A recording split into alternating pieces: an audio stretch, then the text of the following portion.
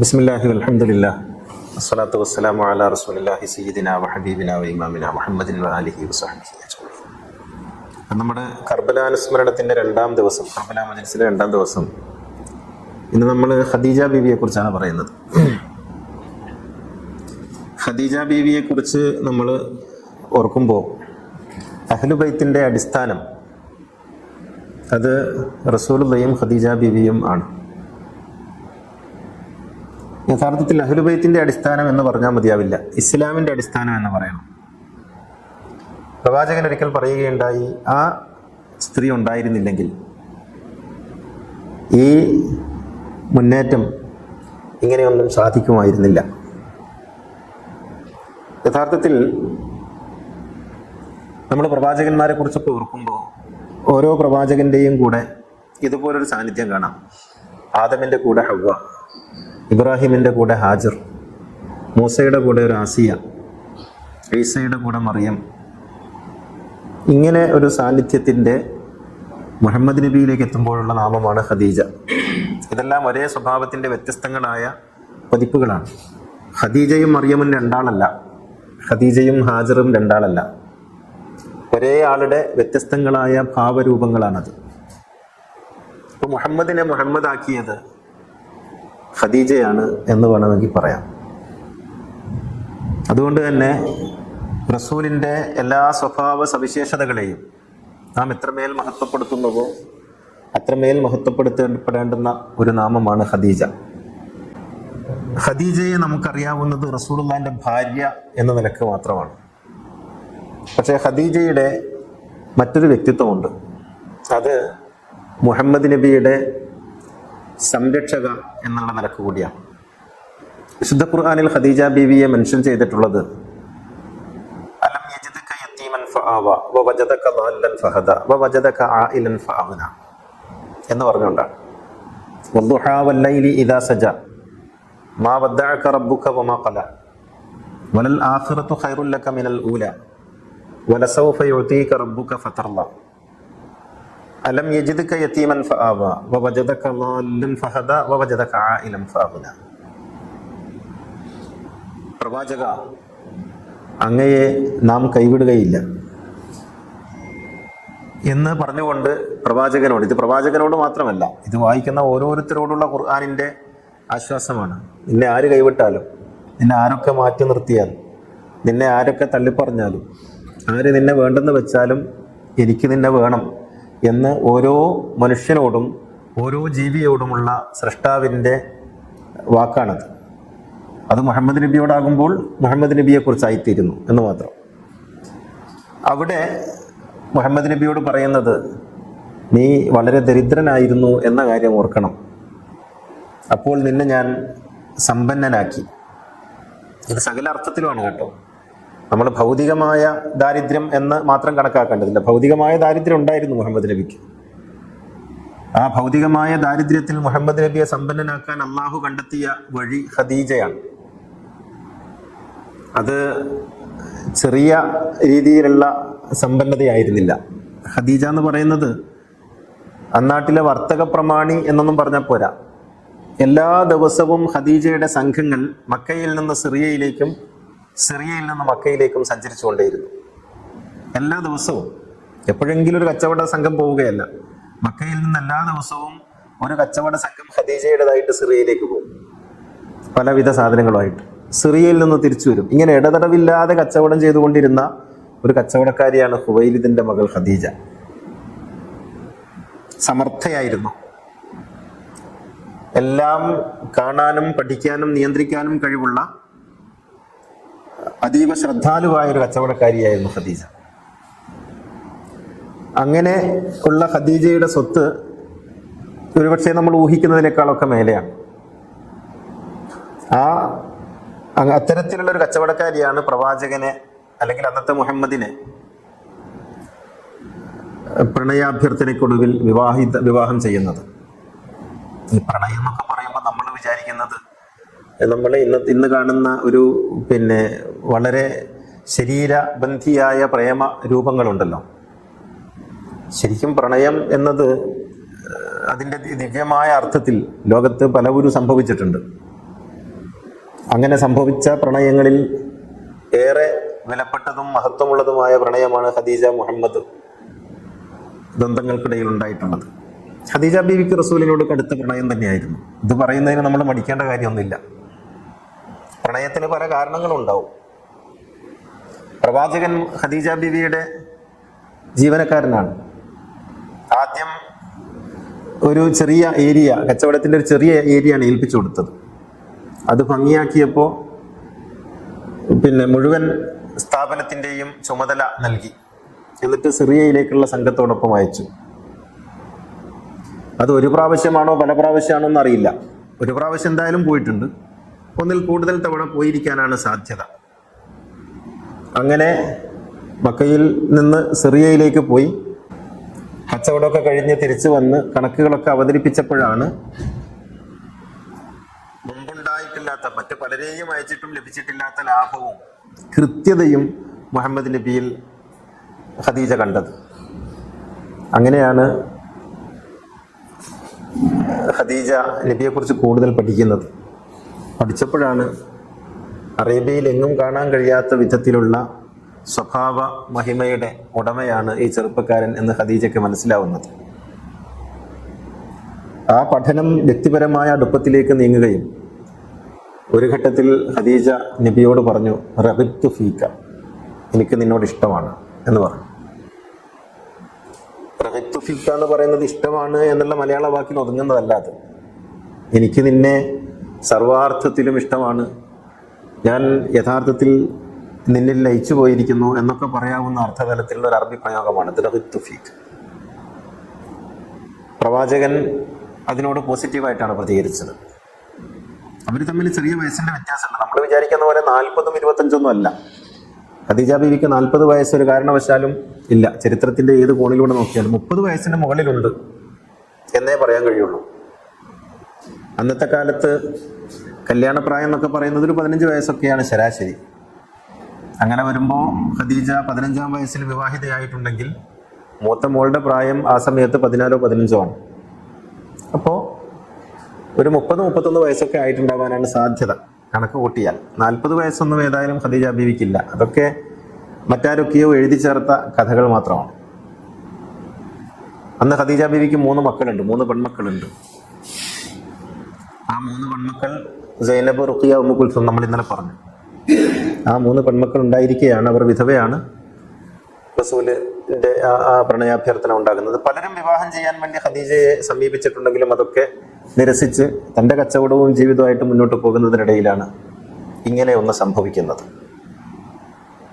അതൊരു പക്ഷേ ചരിത്രത്തിലെ ഒരു നിയോഗമായിരിക്കാം.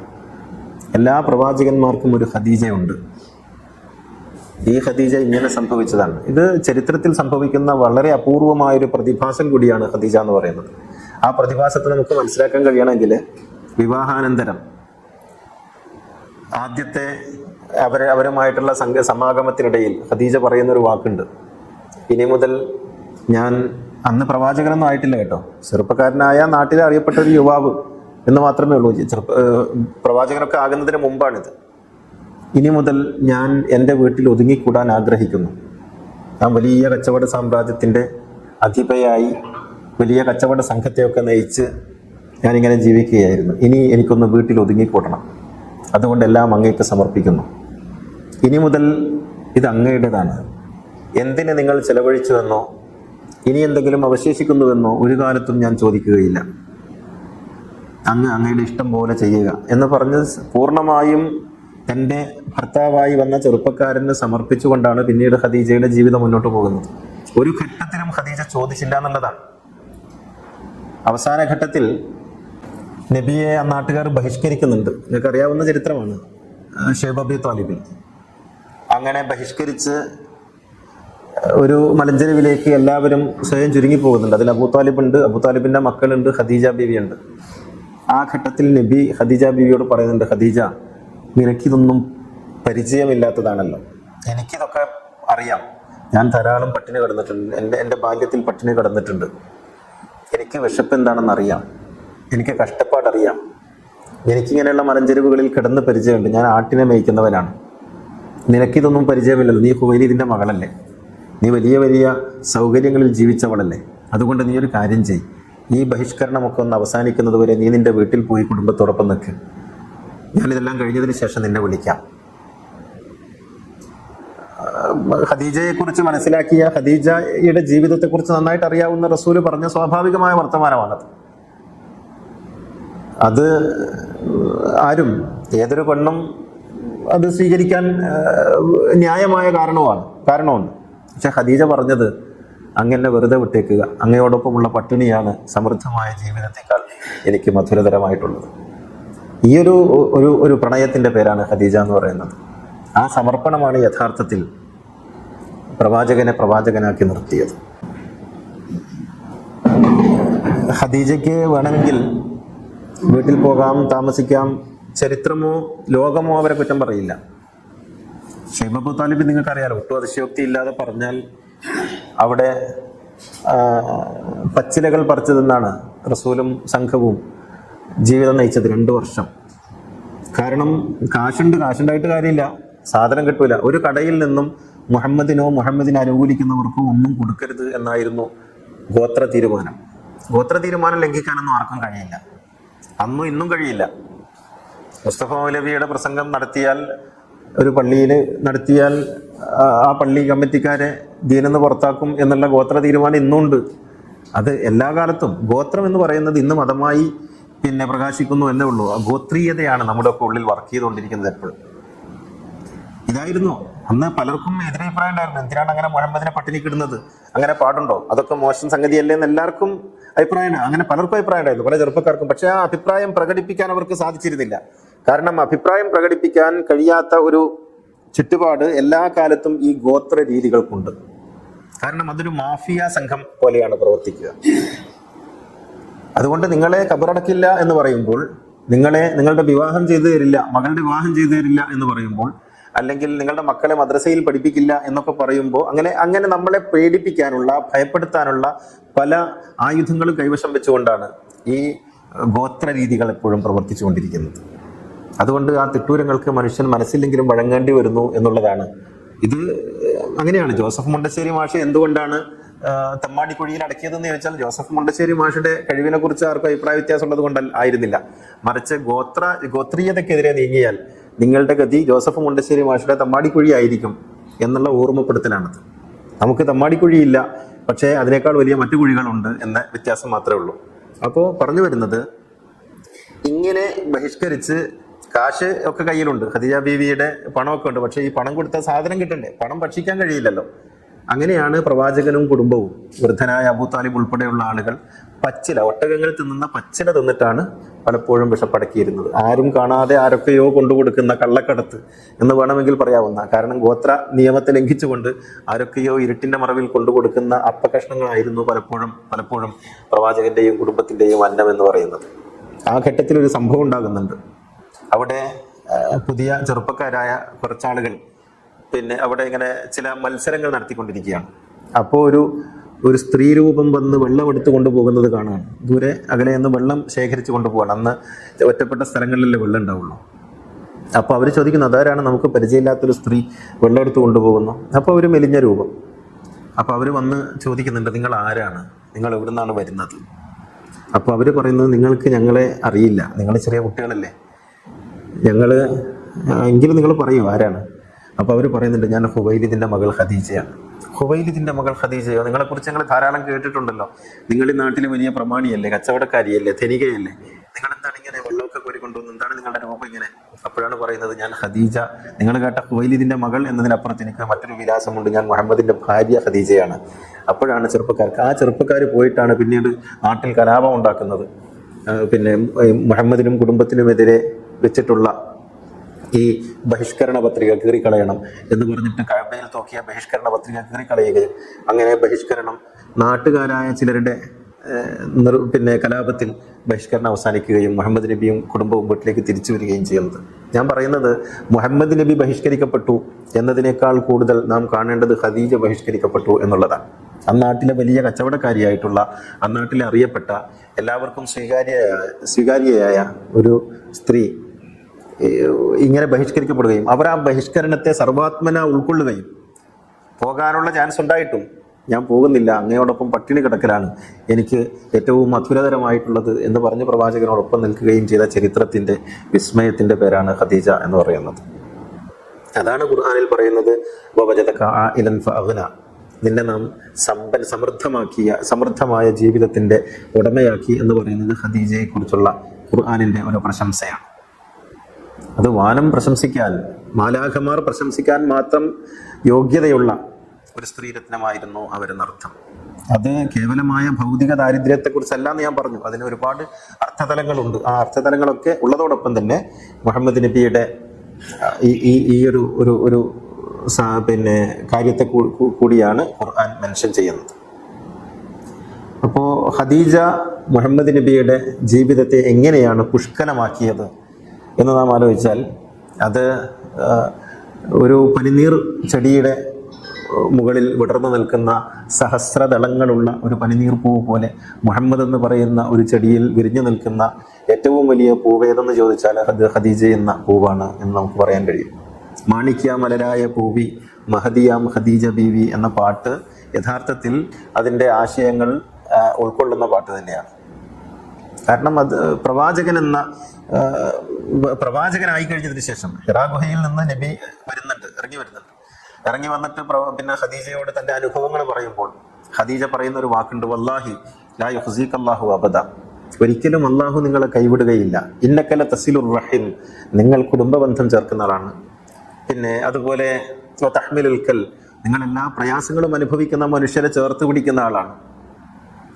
അങ്ങനെയുള്ള നിങ്ങളെ അള്ളാഹു കൈവിടില്ല, നിങ്ങൾക്ക് എന്തോ നന്മയാണ് വന്നിട്ടുള്ളത് എന്ന് പ്രവാചകനെ ആശ്വസിപ്പിക്കുന്ന, ഞാൻ ദൈവദൂതനാണ് എന്ന് പ്രഖ്യാപിച്ചപ്പോൾ നിസ്സംശയം അങ്ങ് ദൈവദൂതനാണ് എന്ന് ഏറ്റുപറഞ്ഞ, ഞാൻ ദൈവദൂതനാണെന്ന് പറഞ്ഞ് ആളുകൾക്കിടയിൽ പ്രബോധനം നടത്തുമ്പോൾ ഇവരൊക്കെ എന്നെ പുറത്താക്കും, നിനക്കറിയാമോ അതിൻ്റെ ഭവിഷ്യത്ത് എന്ന് പറഞ്ഞപ്പോൾ അങ്ങ് പറയുന്ന സത്യത്തോടൊപ്പം നിൽക്കാനാണ് ഞാൻ നിയോഗിക്കപ്പെട്ടിട്ടുള്ളത് എന്ന് പ്രവാചകനെ ശക്തിപ്പെടുത്തുന്ന ഒരു ഖദീജയുടെ സാന്നിധ്യമാണ് ഇന്ന് ഇസ്ലാമായി വിടർന്നു നിൽക്കുന്നത്.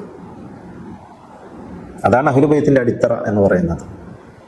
അപ്പോൾ അഹ്ലുബൈത്ത് എന്ന് നമ്മൾ കേൾക്കുമ്പോൾ നമ്മുടെ മനസ്സിലേക്ക് ഒന്നാമതായി മുഹമ്മദ് നബിയോടൊപ്പം ഓടി വരേണ്ടുന്ന രൂപം ഖദീജയുടേതാണ്. ആ പ്രൗഢയായ, ധീരയായ, ഉദാരയായ വനിതയുടേതാണ്. അതുള്ളത് കൊണ്ടാണ് ഫാത്തിമ ഉണ്ടാകുന്നത്, അവരുള്ളത് കൊണ്ടാണ് ഹസനും ഹുസൈനും ഉണ്ടാകുന്നത്, അവരുള്ളത് കൊണ്ടാണ് അതിൻ്റെ പിന്തുടർച്ച നമ്മളിന്ന് അഹ്ലുബൈത്ത് എന്നൊക്കെ പറയുന്ന കാര്യം ഉണ്ടാകുന്നത്. അപ്പോൾ പ്രവാചകൻ സ്വന്തം എന്നുള്ള നിലക്കല്ല പ്രവാചകൻ വിലയിരുത്തപ്പെടേണ്ടത്, പ്രവാചകനോടൊപ്പമുള്ള ഈ ഒരു സാന്നിധ്യത്തെ കൂടി നമ്മൾ കാണേണ്ടതായിട്ടുണ്ട്. ഒരുപക്ഷെ പ്രവാചകന് നിഴലില്ല എന്നൊക്കെ പറയുന്നത് ഈ വെളിച്ചത്തിൻ്റെ നിഴൽ, ഷാഡോ എന്ന അർത്ഥത്തിലല്ല, മറിച്ച് പ്രവാചകന്റെ നിഴൽ വിഴുങ്ങി ആ നിഴലായി തീർന്ന ഒരു സ്വരൂപത്തിൻ്റെ പേരാണ് ഖദീജ എന്ന് പറയുന്നത്.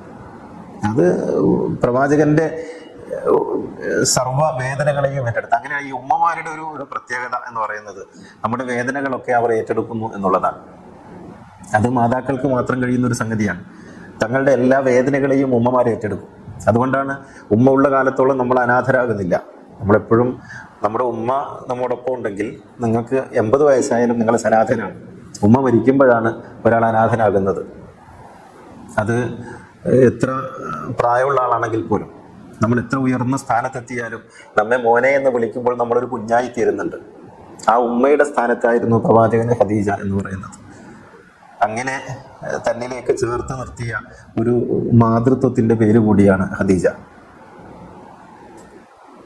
ഈ 25-26 വർഷം അവരൊന്നിച്ച് ജീവിച്ചു. മുഹമ്മദ് നബിയും ഖദീജയും ഒന്നിച്ച് ജീവിച്ചു. അതിൽ 10-14 വർഷം പ്രവാചകത്വം ലഭിക്കുന്നതിന് മുൻപാണ്, അല്ലെങ്കിൽ പിന്നെ അതെ 10-15 വർഷം. അതിനുശേഷം പിന്നെ പ്രവാചകത്വത്തിന് ശേഷവും ഈ 25 വർഷങ്ങളിൽ നബി തന്നെ സാക്ഷ്യപ്പെടുത്തുന്നുണ്ട്, ഞാനും അവളും തമ്മിൽ പിണങ്ങിയിട്ടില്ല. ലോകത്ത് ഏത് ദാമ്പത്യത്തിനാണ് ഇങ്ങനെയൊരു സാക്ഷീകരണം സാധിക്കുക? അതിന് കാരണം അവർ ദമ്പതികൾ മാത്രമായിരുന്നില്ല എന്നുള്ളത് കൂടിയാണ്. അവർ കേവല ദാമ്പത്യത്തിൽ ആയിരുന്നില്ല, അവർ കേവലമായ പ്രണയിതാക്കൾ മാത്രമായിരുന്നില്ല, മറിച്ച് അവർ ഒന്നായിരുന്നു എന്നുള്ളതാണ്. ഞാൻ ചിന്തിക്കുന്നതായിരുന്നു അവളും ചിന്തിച്ചിരുന്നത്, എൻ്റെ കാഴ്ചയായിരുന്നു അവളും കണ്ടിരുന്നത്, എൻ്റെ കണ്ണിലൂടെ അവൾ കണ്ടു, അവളുടെ കണ്ണിലൂടെ ഞാൻ കണ്ടു എന്നാണ്. അപ്പോൾ ഈ ഒരു പരകായ പ്രവേശം എന്ന് പറയാവുന്ന രീതിയിലുള്ള ഒരു ജീവിതമായിരുന്നു അവർ നയിച്ചിരുന്നത്. അതാണ് ഖദീജ അടയാളപ്പെടുത്തപ്പെടുന്നത് സർവാർത്ഥത്തിലും. അപ്പോൾ മുഹമ്മദ് നബി എവിടെയൊക്കെ മുദ്ര പതിപ്പിച്ചുവോ, മുഹമ്മദ് നബി ഏതൊക്കെ പാതകളിലൂടെ നടന്നുപോയോ ആ പാതകളിലൊക്കെയും ഖദീജയുടെ ഗന്ധവും സാന്നിധ്യവും ഉണ്ട്. ഈ ഒരു ഓർമ്മയില്ലാതെ അഹ്ലു ബൈത്തിനെ നമുക്ക് ഓർക്കാനേ കഴിയില്ല. വഹി കഴിഞ്ഞിട്ട് പ്രവാചകൻ മലയിറങ്ങി വന്നപ്പോൾ പ്രവാചകൻ പറയുന്ന ജമ്മിലൂനി, നിങ്ങളൊക്കെ കേട്ടിട്ടുണ്ടാകും ജമ്മിലൂനി എന്ന് പറയുന്നത്. ജമ്മിലൂനി എന്ന് പറഞ്ഞാൽ എന്നെ പുതക്കൂ എന്നാണ്. നമ്മൾ വിചാരിക്കുന്നത് ഈ കമ്പിളി പുതപ്പുകൊണ്ട് പുതക്കാനാണ് പറയുന്നത് എന്നാണ്. അതല്ല, മറിച്ച് എന്നിലേക്ക് വന്നിട്ടുള്ള ഈ ഒരു കുളിരിനെ ഏറ്റെടുക്കുന്നതിന് വേണ്ടി ഖദീജ നീ പുതപ്പായി തീരൂ എന്നാണ് പറയുന്നത്. നീ സ്വയം ഒരു പുതപ്പായി തീരണം എന്നാണ്. അങ്ങനെ ഖദീജ പുതപ്പായി തീരുകയാണ് ചെയ്യുന്നത്. ഖദീജ പുതപ്പിക്കുകയല്ല, സ്വയം ഒരു പുതപ്പായി മാറുന്ന ഒരു പ്രണയ സാന്നിധ്യമായി മാറുകയാണ് ചെയ്യുന്നത്. ഈ ജമ്മിലൂനി എന്ന് പറയുന്നത് പിന്നെ യാ അയ്യുഹൽ മുസമ്മിൽ എന്ന ഖുർആനിന്റെ പ്രയോഗത്തിൽ നിന്നാണ് അത് വരുന്നത്. യാ അയ്യുഹൽ മുസമ്മിൽ ഖും ലൈല ഇല്ലാ ഖലീല നിസ്ഫഹു വ ഖുസ് മിൻഹു ഖലീല എന്നൊക്കെ പറയുന്ന ഖുർആനിലെ ആയത്തുണ്ടല്ലോ, സൂറത്തുണ്ടല്ലോ. അതിൽ പിന്നെ ഈശ്വര ദർശനത്തിന്റെ, സത്യസാക്ഷാത്കാരത്തിന്റെ അല്ലെങ്കിൽ സത്യദർശനത്തിന്റെ ഒക്കെ ഒരു ലഹരിയിൽ പിന്നെ മുങ്ങിക്കിടക്കുകയാണ് മുഹമ്മദ് നബി. വഹി എന്ന് പറയുന്നത് അല്ലെങ്കിൽ ഹിറാ ഗുഹയിലുണ്ടായ സംഭവം എന്ന് പറയുന്നത് നമ്മുടെയൊക്കെ സങ്കല്പത്തിൽ ജിബ്രീൽ വരുന്നു, ഓതി കൊടുക്കുന്നു, മുഹമ്മദ് നബി പേടിക്കുന്നു, എന്നിട്ട് മുഹമ്മദ് നബി എനിക്കറിയില്ല എന്നോ ഇങ്ങനെയൊക്കെയാണല്ലോ. യഥാർത്ഥത്തിൽ വഹിയിന്റെ ഒരു ഉൾപ്പുളകം എന്ന് പറയുന്നത് ആനന്ദലഹരിയുടെ ഏറ്റവും മൂർത്തമായ രൂപമാണ്. അവിടെ ഒരു ഭയപ്പാടുമില്ല. മുഹമ്മദ് നബി ഭയന്നു എന്നൊക്കെ പറയുന്നത് മുഹമ്മദ് നബിയെക്കുറിച്ച് അവലക്ഷണം ഉണ്ടാക്കുന്നതിന് വേണ്ടി എഴുതി വെച്ചിട്ടുള്ള ഹദീസുകാർ മാത്രമാണ്. മുഹമ്മദ് നബി എങ്ങനെയാണ് ഭയപ്പെടുക? തൻ്റെ ഉള്ളിൽ നിന്ന് ഉറവയെടുക്കുന്ന ആനന്ദത്തിൻ്റെ ഒരു മഹാപ്രവാഹത്തിൽ ഒരാൾ എങ്ങനെയാണ് ഭയപ്പെടുന്നത്? ഏത് പുഴയാണ് ആ പുഴയിലൂടെ ഒഴുകുന്ന വെള്ളത്തിൽ ഭയപ്പെടുക? ഏത് മരമാണ് ആ മരത്തിൽ പൂക്കുന്ന കായയിൽ ഭയപ്പെടുന്നത്? ഏത് ചെടിയാണ് അതിൽ വിരിയുന്ന പുഷ്പത്തെക്കുറിച്ച് ഭയപ്പെടുന്നത്? മുഹമ്മദ് നബിയിൽ വിരിഞ്ഞ പുഷ്പത്തിന്റെ പേരാണ് ഖുർആൻ എന്ന് പറയുന്നത്. മുഹമ്മദ് എന്ന് പറയുന്ന വൃക്ഷത്തിലെ കായാണ് ഖുർആൻ. ആ വഹി ഇറങ്ങുമ്പോൾ മുഹമ്മദ് നബി എങ്ങനെയാണ് ഭയപ്പെടുക? ഏത് വാഴയാണ് അതിൻ്റെ കുല പുറത്തേക്ക് വരുമ്പോൾ ഭയപ്പെടുന്നത്? മുഹമ്മദ് എന്ന വാഴയിൽ കുലച്ച കുലയുടെ പേരാണ് ഖുർആൻ. എന്നിട്ട് മുഹമ്മദ് നബിക്ക് ഭയപ്പെട്ട് പനി പിടിച്ചു എന്നൊക്കെ പറയുമ്പോൾ മുഹമ്മദ് നബിയെക്കുറിച്ച് അറിയാത്തവർ എഴുതി വെച്ചതോ അല്ലെങ്കിൽ മുഹമ്മദ് നബിയെ കുറിച്ച് മോശമാക്കാൻ വേണ്ടി എഴുതി വെച്ചതോ ആയിട്ടുള്ള കേവലം ഒരു കഥ മാത്രമാണത്. മുഹമ്മദ് നബി ആനന്ദത്തിന്റെ ലഹരിയിലാണ്. അതാണ് ഖുർആൻ സാക്ഷ്യപ്പെടുത്തുന്നത്. യാ അയ്യുഹൽ മുദ്ദസ്സിർ ഖും ഫഅൻദിർ വറബ്ബക ഫകബ്ബിർ വസിയാബക ഫതഹിർ വറുജ്സ ഫഹ്ജുർ വലാ തംനുൻ തസ്തക്സിർ. ഈ ആനന്ദ ലഹരിയിൽ മൂടി പുതച്ച് കിടന്നുറങ്ങുകയല്ല, ആനന്ദ ലഹരിയിൽ സർവം മറന്ന് ഇവിടെ ഇരിക്കുകയല്ല, ജനങ്ങളിലേക്ക് ഇറങ്ങിപ്പോകണം. അതാണ് ഇതിൻ്റെ ദൗത്യം. നാരായണ ഗുരു പറയുന്നുണ്ട്, സുബ്രഹ്മണ്യ കീർത്തനത്തിലാണെന്നാണ് എൻ്റെ ഓർമ്മ. അദ്ദേഹം പറയുന്നു, സ്പഷ്ടം നിലാവങ്ങു നീങ്ങി ദിനകരൻ ഉദയം ചെയ്തു ചന്ദ്രൻ മറഞ്ഞു. എനിക്ക് ഈശ്വര സാക്ഷാത്കാരം ഉണ്ടായി. ആ ആനന്ദ ലഹരിയിലാണ് ഞാൻ. പക്ഷേ ദീനം പിടിച്ചോ മധുരയത് കുടിച്ചോ കിടക്കുന്ന ജനങ്ങൾക്ക് നന്മ വരുത്തുന്നതിന് വേണ്ടി ഈ ലഹരിയൊക്കെ പിന്നെയാട്ടെ എന്ന് പറഞ്ഞ് ഇറങ്ങിപ്പോവുകയാണ് താൻ ചെയ്യേണ്ടത് എന്ന് നാരായണ ഗുരു പറയുന്നത് പോലെ മലമുകളിൽ ഇരിക്കുന്ന മൂസയോട് പറയുന്നുണ്ട്, ഈ മലമുകളിൽ ഇരിക്കലല്ല, നീ ഫറോവയുടെ കൊട്ടാരത്തിലേക്ക് പോകണം, അയാളോട് കാര്യങ്ങൾ പറയണം. അപ്പൊ ഇതാണ് പ്രവാചകന്മാരുടെ ദൗത്യം. മലയിൽ അമർന്നിരിക്കലല്ല, അവർക്ക് ആ ആനന്ദ സാക്ഷാത്കാരം ഉണ്ടായപ്പോൾ ഉണ്ടായ ആനന്ദത്തിൽ അവർ മറന്നിരിക്കുമ്പോൾ ഇറങ്ങിപ്പോകാൻ. അപ്പോൾ അവിടെ കാത്തിരിക്കുന്ന ഒരാളുണ്ട്, നിനക്ക് സാന്ത്വനമേകാൻ, നിന്റെ കൈപിടിക്കാൻ, നിന്നോടൊപ്പം നടക്കാൻ ഒരു നിഴലുണ്ട്. ആ നിഴലിലേക്ക് നടന്നു പോയി അവളെയും കൂട്ടി പോകാൻ. അപ്പോൾ പ്രവാചകത്വത്തിന്റെ ഒരു അർദ്ധഭാഗം എന്ന് പറയുന്നത് ഖദീജയാണ്. ആ ഖദീജയിലേക്കാണ് വരുന്നത്.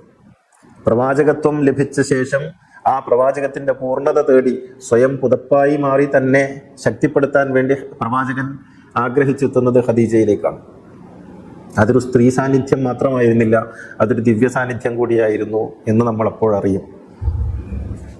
അങ്ങനെയാണ് ഖദീജ ചരിത്രത്തിൽ മുഹമ്മദിന്റെ കാലുകളായി തീരുന്നത്. മുഹമ്മദ് നബി നടന്ന എല്ലാ വഴികളിലും മുഹമ്മദിന്റെ കാലായി തീർന്നത് ഖദീജയാണ്. അപ്പോൾ ഈ രീതിയിൽ ഇസ്ലാമിനെ സമർപ്പിച്ച ഒരു ശക്തിയുടെ ഒരു പ്രഭാവത്തിന്റെ പേരാണ് ഖദീജ എന്ന് പറയുന്നത്. അവരിലൂടെയാണ് അഹ്ലുബൈത്ത് ആരംഭിക്കുന്നത്. അഹ്ലുബൈത്ത് എന്ന് പറയുന്നത് പണ്ടേയുള്ള അഹ്ലുബൈത്തിനെ കുറിച്ചല്ല, ഞാൻ മുഹമ്മദ് നബിയുടെ അഹ്ലുബൈത്തിനെ കുറിച്ച്. അത് ആരംഭിക്കുന്നത് ഖദീജയിൽ നിന്നാണ്. ഒരു പക്ഷേ അതിൻ്റെ ഭൂമി നിങ്ങൾ അഹ്ലുബൈത്തിനെ ഒരു വൃക്ഷമായി സങ്കല്പിച്ചാൽ ആ വൃക്ഷത്തിൻ്റെ വേരുകൾ ആഴ്ന്നു നിൽക്കുന്ന ഭൂമിക ഖദീജ എന്ന ഭൂമികയാണ്. അതിലാണ് എല്ലാം അതിൻ്റെ ഉൾപ്പുളകമായി ചേർന്ന് കിടക്കുന്നത്. ആ ഖദീജ പിന്നീട് പ്രവാചകന്റെ ജീവിതത്തിൽ സർവ്വമേഖലകളിലും ഒരു കാര്യവും ഖദീജയുമായി ആയിട്ട് ആലോചിക്കാതെ നബി ചെയ്തിട്ടില്ല. കാരണം ഏറ്റവും പക്വമായ, വിവേകപൂർണമായ, ബുദ്ധിപരമായ അഭിപ്രായം പറയാൻ കെൽപ്പുള്ളയാളായിരുന്നു ഖദീജ. അത്ര വലിയ അനുഭവ പാരമ്പര്യമുണ്ട് അവർക്ക്. ധാരാളം യാത്രകൾ നടത്തിയിട്ടുള്ള, ധാരാളം ആളുകളുമായി ഇടപഴകിയിട്ടുള്ള, പലരെയും നയിച്ചിട്ടുള്ള ഒരു സാന്നിധ്യം. അതുകൊണ്ട് തന്നെ വിവേകപൂർണമായ അഭിപ്രായങ്ങൾ പ്രവാചകന് നൽകുമായിരുന്നു. അതുകൊണ്ട് എല്ലാ കാര്യങ്ങളിലും എത്യോപ്യയിലേക്ക് ആളുകളെ അയക്കുമ്പോൾ ഖദീജയോട് നബി ചോദിച്ചു, അങ്ങോട്ട് അയച്ചാലോ? അപ്പോൾ ഖദീജ പറഞ്ഞു, എത്യോപ്യയിലേക്ക് ആണ് അയക്കുന്നതെങ്കിൽ നിങ്ങൾ ഒട്ടും ആശങ്കപ്പെടേണ്ടതില്ല, അവർ നല്ലവരാണ്. എനിക്കറിയാം, ഞാൻ എത്യോപ്യക്കാരുമായിട്ട് കച്ചവടം നടത്തിയിട്ടുണ്ട്. ഈ അനുഭവ പരിസരത്ത് നിന്നാണ് അവർ സംസാരിക്കുന്നത്. എത്യോപ്യക്കാരുമായിട്ട് ഞാൻ കച്ചവടം നടത്തിയിട്ടുണ്ട്. എത്യോപ്യ നല്ല നാടാണ്, ധൈര്യത്തിൽ അയച്ചോളൂ. ഖദീജയുടെ ഒരു അഭിപ്രായവും തെറ്റിയിട്ടില്ല. ഖദീജയുടെ അഭിപ്രായമില്ലാതെ പ്രവാചകൻ ചെയ്തൊരു പണിയായിരുന്നു തായിഫിലേക്ക് പോയത്. അതുകൊണ്ട് തന്നെ അത് പ്രവാചകന്റെ ഒരു അഭിപ്രായം ചോദിക്കാൻ ഒരാളില്ലാത്തതിനാൽ, ഖദീജയുടെ അഭിപ്രായമില്ലാത്തതിനാൽ നബിയുടെ ആ തീരുമാനം എങ്ങനെയായിരുന്നു കലാശിച്ചത് നമുക്കറിയാം. പറയാൻ, തൻ്റെ ആശങ്കകൾ പങ്കുവെച്ച് ഒരു അഭിപ്രായം തേടാൻ, താൻ എന്ത് ചെയ്യണമെന്ന് ആശങ്കപ്പെടുന്ന നേരത്ത് ഇങ്ങനെയൊക്കെ ആകാം എന്ന് നമ്മോട് പറയാൻ ഒരാൾ, വിശ്വസ്തയായ, തൻ്റേടിയായ ഒരാളുണ്ടായിരിക്കണം. അങ്ങനെ ഒരാളാണ് പ്രവാചകരെ സംബന്ധിച്ചിടത്തോളം ഖദീജ എന്ന് പറയുന്നത്. അതുകൊണ്ട് നമ്മുടെയൊക്കെ ആദർശം, നമ്മുടെയൊക്കെ ജീവിതം, നമ്മളൊക്കെ ഏതൊരു സംഗതിയിലാണോ നിരന്തരമായി അഭിമാനപ്പെടുന്നത്, അതെല്ലാം ഖദീജ എന്ന ഒരു സ്ത്രീരത്നത്തോട് ബന്ധപ്പെട്ട് നിൽക്കുന്നുണ്ടോ? അവരിലേക്ക് നമ്മുടെ എല്ലാ ആദർശത്തിൻ്റെ പൊക്കിൾ കൊടിയും ചേർന്ന് നിൽക്കുന്നുണ്ട്. ആ ഖദീജയിൽ നിന്നാണ് നാം നമ്മുടെ ആദർശത്തിൻ്റെ നീര് വലിച്ചെടുത്ത് ഊർജമാക്കി മാറ്റിക്കൊണ്ടിരിക്കുന്നത്. അതുകൊണ്ട് നമ്മുടെ ഓരോ നിസ്കാരവും, നമ്മുടെ ഓരോ ചലനവും അവരിലൂടെയാണ് സാധിക്കുന്നത്. അല്ലാഹുമ്മ സല്ലി അലാ മുഹമ്മദിൻ വ ആലി മുഹമ്മദ് എന്ന് പറയുന്നത് ഖദീജയാണ്.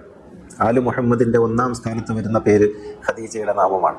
അപ്പോൾ നാം നമ്മുടെ പ്രാർത്ഥനകളിൽ ഖദീജയെ ഓർക്കുന്നുണ്ട്.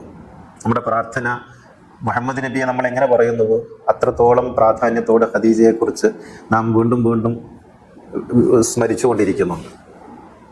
അപ്പോൾ ഖദീജ നമ്മെ സംബന്ധിച്ചിടത്തോളം കേവലമായ ഒരു നാമമല്ല, മറിച്ച് അത് നമ്മുടെ ഹൃദയഭൂമികയുടെ പേരാണ്. അത് നമ്മുടെ നിലനിൽപ്പിൻ്റെ ഒരു അത്താണിയും അടിസ്ഥാനവുമായി നാം ഉൾക്കൊള്ളേണ്ടുന്ന ഒരു ചൈതന്യത്തിൻ്റെ നാമമാണ്. അങ്ങനെയാണ് ഖദീജ നമ്മെ സംബന്ധിച്ചിടത്തോളം ആയിത്തീർന്നിട്ടുള്ളത്.